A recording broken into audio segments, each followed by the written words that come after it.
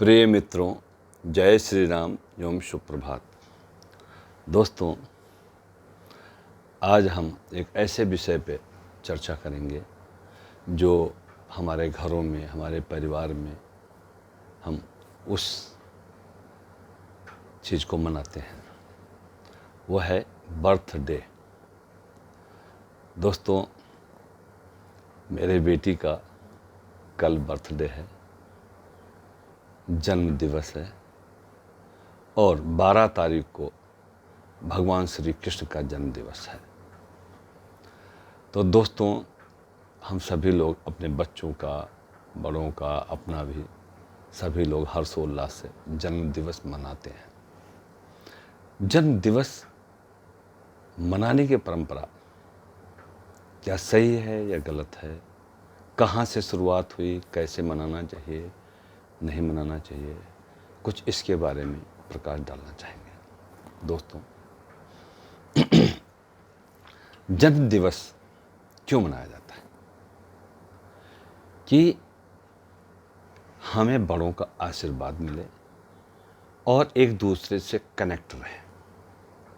भाई, जो जन्म दिवस नहीं मनाते हैं उनका क्या होता है?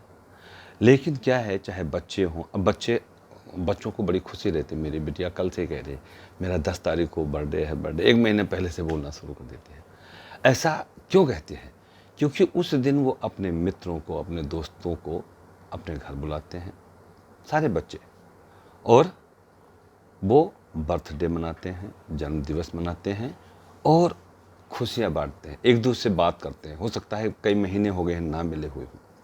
ऐसे हम लोग भी करते हैं। और बर्थडे की शुरुआत कहाँ से हुई थी?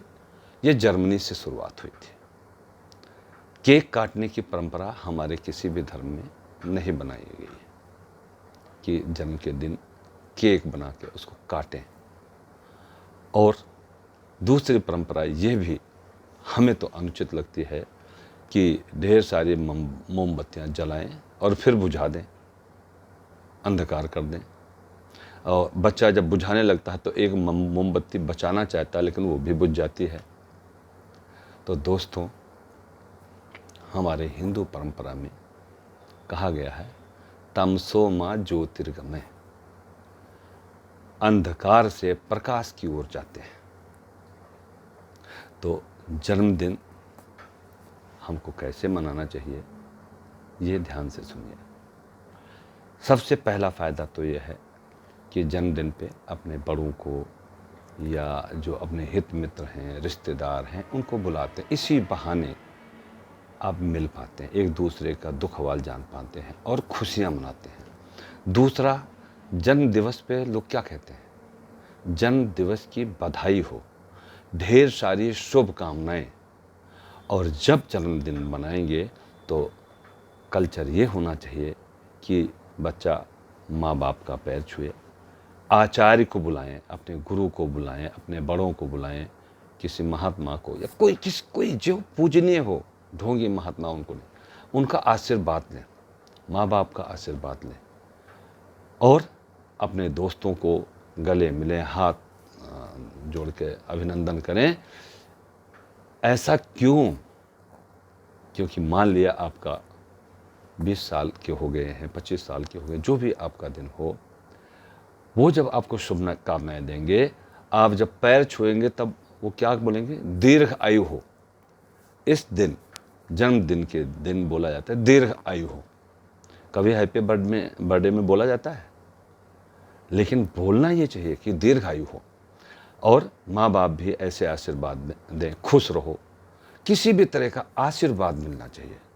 आशीर्वाद लगता है। दोस्तों, आपने देखा होगा कितने हमारे धर्म हैं जिनमें ऋषि मुनियों को खुश करते हैं लोग, आचार्य को जो है सेवा करते हैं तो वरदान देते हैं, कई कार्यों का वरदान मिलता है। बड़े बड़े राक्षस, बड़े बड़े योगी यति वरदान प्राप्त करते हैं तो भगवान प्रकट होकर के मुंह से बोल देते हैं, तथास्तु, ये हो जाएगा, हो जाता है। ऐसे ऋषि मुनि का वरदान लेने के लिए हम लोग उनके आश्रम में जाते हैं, उनकी सेवा करते हैं और उनसे शुभकामनाएं लेते हैं। उनकी बोली हुई वाणी हमारे जीवन में हमारे यश को बढ़ाती है, हमारे आयु को बढ़ाती है हमें सुख प्रदान करती है। लेकिन भाइयों ये बताइए, मोमबत्ती जला करके फिर उसको बुझा देना, केक बना के काटना नहीं चाहिए। परंपरा ये होनी चाहिए दोस्तों, आज से आप लोगों को ध्यान से सुनना चाहिए कि हम उस दिन लड्डू बनाएं।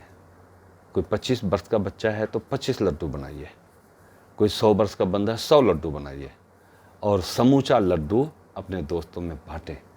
वो खाएं, उसमें से तोड़ के आपको खिलाते हैं तो वो ये कहेंगे भाई मेरे जीवन का अंश ये भी आपको मुबारक हो, मीठा मुँह कराएं। तो वो क्या होगा, एक खुशी का माहौल हो जाएगा।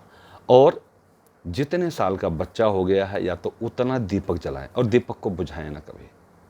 दीपावली हो, दीपमाला हो जाएगा वो, आपके आयु को प्रकाश मिलेगा, आपके जीवन को प्रकाश मिलेगा। दीपक बुझाएं ना। और जब जन्मदिन आप मना लें, शुभकामनाएं ले लें, तो उस दीपक को पूजा गृह में रख दें, जलने दें, अपने आप बुझने दें। तो दोस्तों इस परंपरा का मतलब यही है कि हम एक तो उनको याद रखते हैं। जैसे जन्माष्टमी क्यों मनाते हैं, आप कहीं जन्माष्टमी के केक कटते हुए नहीं देखेंगे। केक नहीं काटा जाता, लड्डू बांटा जाता है, प्रसाद बांटा जाता है, चना मिर्च बांटा जाता है, भगवान की आरती होती है। उस बच्चे की भी आरती करना चाहिए जिसका जन्म हो, और उस आरती को करते हुए ऐसा गुणगान करना चाहिए, ईश्वर का आशीर्वाद, बड़ों का आशीर्वाद मांगना चाहिए। लेकिन होता क्या है, हैप्पी बर्थडे टू यू, मतलब बर्थडे आपको मुबारक हो, हैप्पी, खुश रहें आप इस बर्थडे दिन, खुश हैं। तो बाकी दिन क्या कर रहे हैं, हमेशा खुश रहें। आप गुलदस्ता किसी को क्यों देते हैं, कोई बीमार है आप गुलदस्ता देते हैं, बर्थडे के दिन गुलदस्ता, कोई भी शुभ कार्य होता है तो आप गुलदस्ता देते हैं। गुलदस्ते में एक फूल नहीं होता, अनेक फूल होते हैं, अनेक कलर होते हैं। कहने का मतलब हम सारे परिवार, हम सारे समाज के लोग ऐसे खुश रहें जैसे ये खिला हुआ फूल है, और इस गुलदस्ते में कई तरह के फूल हैं, कई धर्म के लोग हैं, कई छोटे बड़े लोग हैं, और वो सब के द्वारा आप ऐसे प्रफुल्लित रहें और एक जुड़े रहें। नीचे क्या होता है, एक हाथ में पकड़ने के लिए बनाया जाता है कि ये सारे लोगों का आशीर्वाद आपको लगे और आप सदा इस फूल की तरह खिले रहें। यही तो कहा जाता है। तो दोस्तों परंपरा निभाना है तो भगवान श्री कृष्ण का जन्म उत्सव है, उनका उत्सव, या जो बड़े ऋषि मुनि कवि थे उनका उत्सव, भगवान श्री राम के जन्मोत्सव को इसलिए मनाते हैं कि ऐसे प्रभु थे, उन्होंने ऐसा हमारी रक्षा किया, हमारे समाज को बहुत कुछ दिया। उनके राज में कोई दुखी नहीं था, दुष्टों का संहार किया जो समाज को विघटित करते थे, समाज को लूटते पाटते थे। ऐसे भगवान श्री कृष्ण का भी जन्मदिन मनाते हैं कि भगवान श्री कृष्ण हमें आशीर्वाद दें, हमारा जीवन ज्योतिर्मय हो, इसीलिए मनाते हैं। बड़ों का याद रखते हैं, हमारी परंपरा बनी रहती है कि अरे भाई जन्माष्टमी के दिन भगवान श्री कृष्ण का जन्मोत्सव मनाना है, सभी को इकट्ठा होना है, सभी को मिठाइयाँ बांटनी है, खुशियाँ मनानी है। तो दोस्तों मैं ज़्यादा लंबा कुछ ना कहकर मैं यही कहना चाहता हूँ कि जन्मदिन के अवसर पे बड़ों को आशीर्वाद लें, दीर्घ आयु की कामना करें और दीर्घ आयु का आशीर्वाद लें, खुश रहने का आशीर्वाद लें, और दीपक जलाएं, बुझाएं नहीं, केक नहीं, लड्डू बनाएं, लड्डू खाएं, समूचा रखें, अधूरा ना कर दें उसको। ऐसे बहुत सारी चीज़ें हैं जो आप जब ऐसा सोचना शुरू करेंगे तो बहुत अच्छा लगेगा। हमारा संस्कार है, हम जर्मनी के संस्कार को क्यों माने, भारतीय संस्कृति में इतने अच्छे अच्छे तरीके हैं जन्मदिवस मनाने के, उस परंपरा को अपनाएं। हम हिंदुस्तानी हैं, हम भारतीय हैं, भारतीय कल्चर पूरे विश्व में बहुत अच्छा है, संस्कृति यही की अच्छी मानी गई है। विश्व गुरु यही देश था और फिर विश्व गुरु बनने के रास्ते पे बड़ी स्पीड से चल रहा है। तो दोस्तों आपका दिन शुभ हो, और अपने घर में अपने बच्चों का जब भी जन्म दिवस मनाएं तो इस परंपरा को अपनाएं, आप भी खुश रहेंगे, आप इसका मतलब समझेंगे, केक क्यों काटा जाता है, मोमबत्ती क्यों बुझाई जाती है, हैप्पी बर्थडे टू यू क्यों बोला जाता है। सो दोस्तों, अपनी संस्कार में, अपने परंपरा में बहुत अच्छी अच्छी बातें हैं।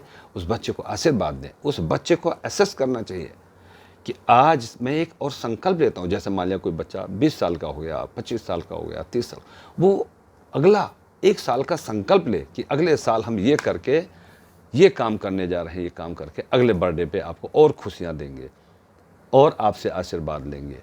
तो ऐसा कुछ करना चाहिए। जय श्री राम मित्रों।